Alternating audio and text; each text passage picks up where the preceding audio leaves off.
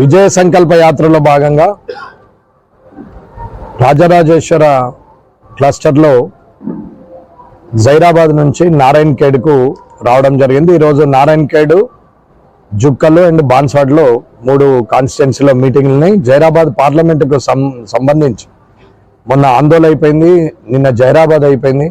ఇవాళ నారాయణ్ ఖేడ్, జుక్కలు, బాన్స్వాడకు వచ్చేసి రేపు ఎల్లారెడ్డి, కామారెడ్డి, అవతల ఎల్లుండి 2వ తారీఖు నాడు కామారెడ్డి మీదుగా సిరిసిల్ల మీదుగా వేములవాడలో వెళ్ళి కరీంనగర్ జిల్లాలో క్లస్టర్ అవుతుంది. అందుకే నరేంద్ర మోడీ గారు చేసినటువంటి కార్యక్రమాల్ని ప్రజల్లోకి తీసుకెళ్తూ 20వ తారీఖు నుంచి గత 10 రోజులుగా అంటే ఈ నెల 20వ తారీఖు నుంచి బయలుదేరడం 5 దిక్కుల నుంచి 5 రథాలు బయలుదేరినాయి. 5 క్లస్టర్స్గా ఏర్పాటు చేసి కార్యక్రమం చేస్తున్నాం. 2వ తారీఖు నాడు ఇది ముగింపు సభ జరుగుతుంది. అలాగే జైరాబాద్ పార్లమెంటుకు సంబంధించి గత 10 సంవత్సరాలుగా ఉన్న ఎంపీ గారు కానీ, అంతకుముందు ఉన్న ఎంపీ గారు కానీ, అంతకుముందు ఉన్నటువంటి కాంగ్రెస్ ఎంపీలైనా ఇప్పటి వరకు ఇక్కడ చేసినటువంటిది అభివృద్ధి ఏమీ కనపడట్లేదు.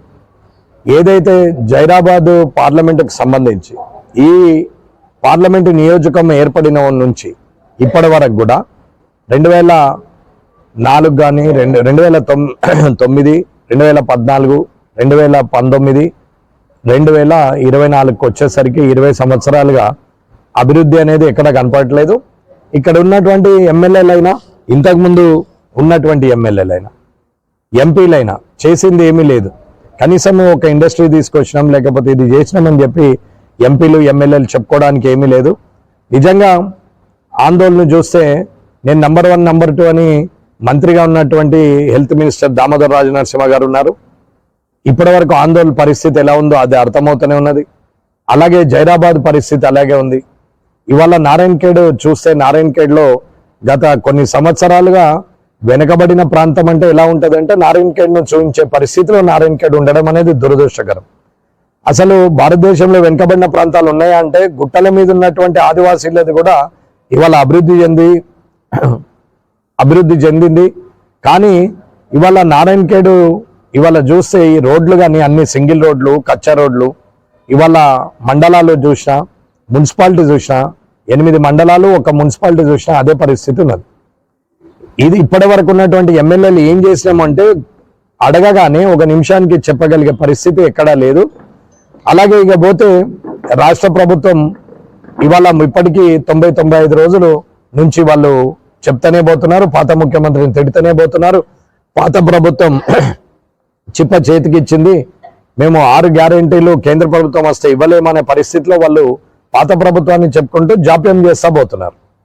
ఇప్పటి వరకు కూడా మహిళలకు ఫ్రీ ఆర్టీసీ ఇచ్చారు, ఆర్టీసీ భూములను లీజుకి ఇస్తామని లీకేజీలు ఇవ్వడం, ఇవాళ కోట్లాది రూపాయల భూములను లీజుకి ఇస్తే అది అధికారంలో ఉన్న ఆ నాయకులు తినేయడానికే తప్ప ప్రజలకు ఉపయోగపడేది ఏమీ లేదు. అలాగే మహాలక్ష్మి గృహజ్యోతి కూడా పెట్టినామని చెప్తున్నారు. సరే పెట్టారు, 200 యూనిట్ల వరకు ఫ్రీ అన్నారు. 201 యూనిట్ అయితే బిల్ అంటున్నారు. 200 వరకు ఫ్రీ ఇచ్చి 201 నుంచి మీరు బిల్ చేయడంలో ఓకే, దానికి ఒప్పుకోవచ్చు. కానీ 200 లోపలనే వాడాలి, అట్లా వాడిన వారే ఎలిజిబుల్, ఆ పైన వాడితే ఎలిజిబుల్ కాదు, దానికి రేషన్ కార్డు అది ఇది అప్లికేబుల్ అని చెప్తే గత 10 సంవత్సరాలుగా రేషన్ కార్డు ఇచ్చిన పాపన పోలేదు టిఆర్ఎస్ ప్రభుత్వం. అటువంటి పరిస్థితులలో ప్రజలు కొట్టుమిట్టాడుతున్నప్పుడు రేషన్ కార్డుకు లింక్ పెట్టడంలో అర్థమే లేదు. మొదలు రేషన్ కార్డు పెట్టి రేషన్ కార్డు, పెన్షన్స్, రేషన్స్ అవన్నీ క్లియర్ చేసిన తర్వాత ఆఖరికి ఏం లేదంటే రేషన్ కార్డు అన్న క్లియర్ చేసి అప్పుడు లింక్ పెట్టాలి. కానీ అది ఇవి లింక్ పెట్టడంలో అర్థం లేదు. 12-11 సంవత్సరాల క్రితం ఉన్న ఒక మనిషి 15 ఏళ్ల పిల్లవాడు ఇప్పుడు 26 ఏళ్ళకి వస్తాడు, అతనికి ఒక కుటుంబం ఉంటుంది. అట్లా ఎన్ని కుటుంబాలు ఏర్పడి ఉంటాయి? కార్డు సపరేట్ లేకుండా ఉంటే కొత్త పిల్లలు ఎంతమంది వచ్చి ఉంటారు? 11 సంవత్సరాల క్రితం పుట్టిన బాబు ఇప్పుడు 11 ఏళ్ళు ఉంటాడు, మరి రేషన్ కార్డులో అతని పేరు ఉండదే. ఇవన్నీ చాలా సమస్యల్ని దీన్ని పట్టుకొని రేషన్ కార్డుని లింక్ చేయడము రేవంత్ రెడ్డి గారు ఇది కరెక్ట్ కాదు. అసలు ప్రజలకు ఏం కావాలి, ఎలాంటి పాలన ఇవ్వాలనేది ఆలోచించుకొని నిర్ణయాలు తీసుకోవాలి. కానీ పట్టణాన్ని హామీలు ఇచ్చి నోటికి వచ్చినట్టు మాట్లాడుతూ చేస్తుంటే ఈ కార్యక్రమము ఎలా జరుగుతుంటుంది? అభివృద్ధి మర్చిపోయారు, అప్పుల పాలు చేస్తూ పోయారు.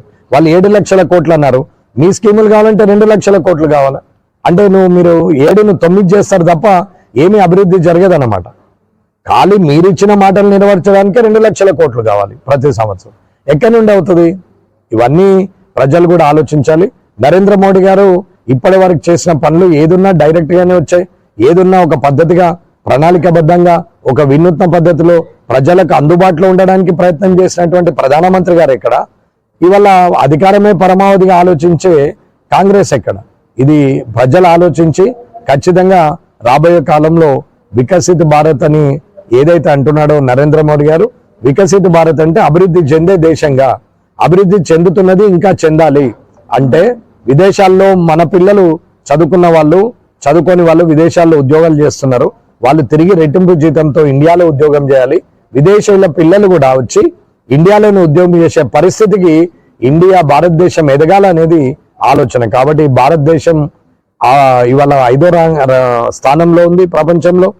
ఈ 3వసారి ప్రధానమంత్రి గారు 400 బీజేపీ సీట్లతోని ఏకైక అతిపెద్ద పార్టీగా అవతరించి 3వసారి ప్రధానమంత్రిగా అడుగు పెట్టబోతున్న ప్రధానమంత్రి నరేంద్ర మోడీ గారికి ముందస్తుగానే నారాయణఖేడ్ ప్రజల ద్వారా శుభాభినందనలు తెలుపుతూ, చేసే నరేంద్ర మోడీ గారి లాగా పాలన చేయాలి, రాజకీయం వేరు పరిపాలన వేరు అనే పద్ధతిలో ఉండాలి. కానీ వీరు రాజకీయాన్ని పరిపాలనే రాజకీయంగా మార్చేస్తే అభివృద్ధి అనేది శూన్యమవుతుందని తెలియజేస్తుంది.